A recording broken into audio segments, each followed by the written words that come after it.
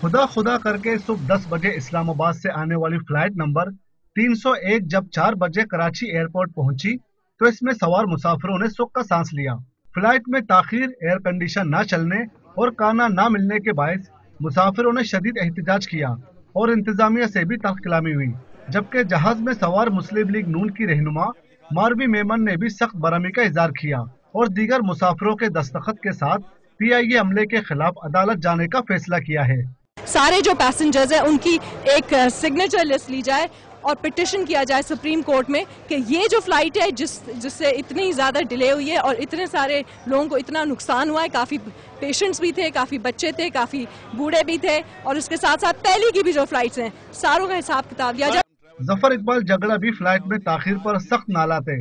इनका कहना था कि सरकारी इदारे की कारकर्दगी अफसोसनाक है।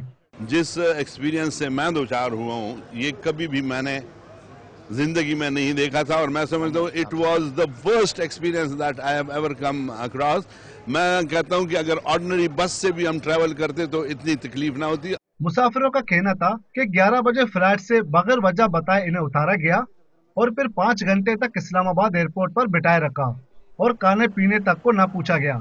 जहाज का एयर कंडीशन भी काम नहीं कर रहा था, जिसके बायस कुछ मुसाफिरों की हालत खराब हो गई और एक खातून मुसाफिर बेहोश हो गई।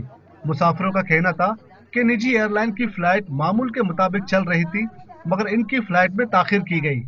कौमी एयरलाइन भी पाकिस्तान रेलवे के नक्शे कदम पर चल पड़ी है, जिसके बायस अवाम की मुश्किलात में मजीद इजाफा हो गया है। कैमरामैन जावेद अल्लाह रक्का के साथ शफी बलोच, डॉन न्यूज़, कराची।